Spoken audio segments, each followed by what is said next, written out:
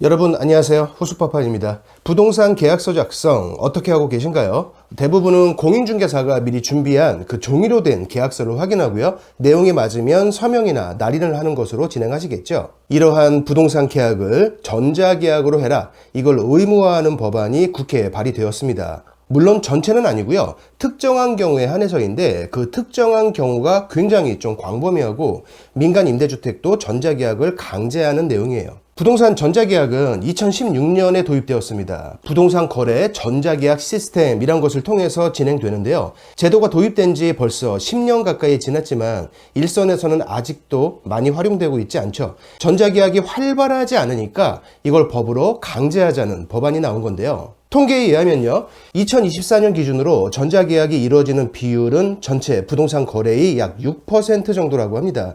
이건 집계된 것을 기준으로 하기 때문에 실거래 신고 의무가 없는 좀 저렴한 임대차 계약들을 감안하면 실제 이용률은 이보다 훨씬 더 낮을 것으로 추측되죠. 부동산 전자계약은 몇 가지 장점이 있습니다. 우선 매도인과 매수인 또는 임대인과 임차인이 한자리에 모이지 않아도 가능해요. 즉 시간이 맞지 않거나 임대인이 좀 멀리 있는 상황에서도 계약이 가능하다는 것이고요. 당연히 소유자가 나오지 못하더라도 대리인을 보낼 필요가 없기 때문에 대리계약에서 발생하는 부동산 사기 행각을 예방하는 것에도 일부 효과가 있죠. 누군가가 계약서를 위조하는 것도 불가능하고요. 실거래가 신고도 자동으로 되면서 임차인에게는 확정일자도 자동으로 부여됩니다.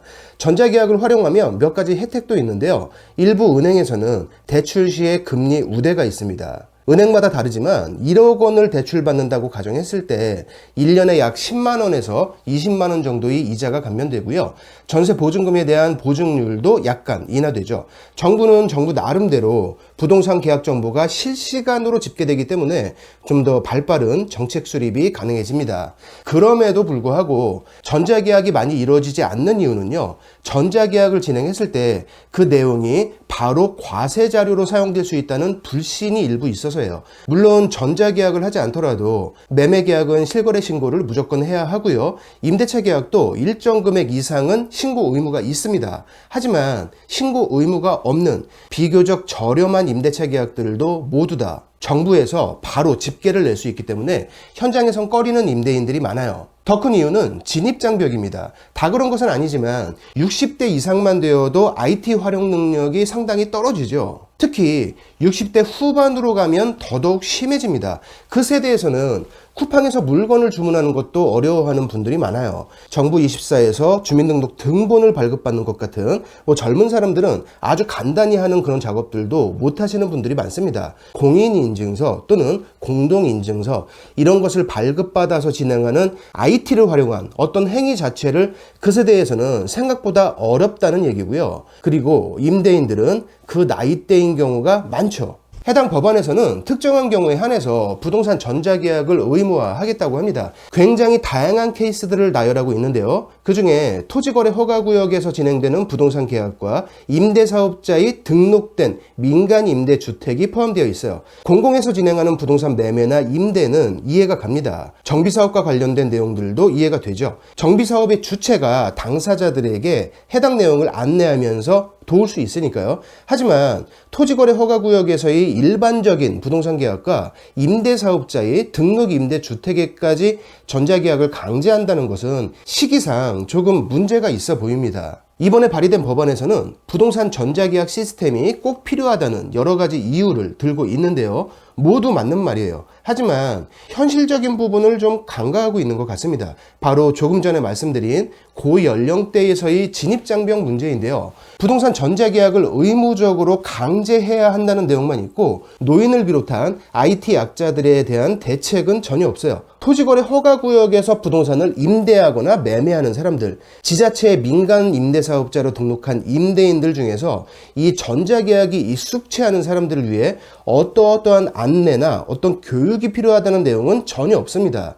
임차인들 중에서도 혼자 방을 구해서 혼자 살아가는 독거노인들이 많습니다. 이들 역시도 마찬가지죠. 그냥 전자계약이 여러 장점을 가진 좋은 시스템이라서 이걸 강제하는 법을 만들 테니 전자계약을 활용하지 않고 종이계약서를 사용하면 과태료 500만 원을 물리겠다는 내용만 있습니다. 저는 당연히도 전자계약을 할 줄 아는 사람이지만 국민의 한 사람으로서 이 부분이 상당히 불쾌해요. 오늘 영상을 만드는 이유가 이것 때문입니다. 부동산 전자계약의 장점을 널리 홍보하고 IT 활용 능력이 떨어져서 전자계약을 어려워하는 계층들에겐 어떤 교육이나 어떤 도움을 제공하고, 그러기 위해선 좀 제도적으로 어떻게 접근하는 것이 좋고, 궁극적으로 국민들에게 이득이 되고 안전한 제도니까 국민들이 이걸 점점 더 많이 사용할 수 있게끔 어떤 방법을 제시하겠다는 고민과 고뇌가 전혀 없습니다. 그냥 좋은 것이니까 해라, 안 하면 과태료 500만 원이다. 어느 날 이렇게 뚝딱 법을 만들면 되는 겁니까? 해당 법안의 정확한 명칭은요, 부동산 거래신고 등에 관한 법률 일부 개정안입니다. 똑같은 이름을 가지고 있는 다른 내용의 법률 개정안이 몇 개 더 있는데요. 해당 법안에는 벌써 많은 국민들의 의견이 등록되고 있어요. 여러분은 이 법안을 어떻게 보시나요? 더보기란과 고정 댓글에 해당 법안이 있는 국회 의안정보 시스템 링크를 걸어 놓겠습니다. 한번 방문하셔서 내용을 확인해 보시고요. 찬성이건 반대건 여러분의 자유로운 의견을 게시해서 한 명 한 명의 작은 여론들을 만들어 주세요. 오늘 영상은 여기서 마치겠습니다. 고맙습니다.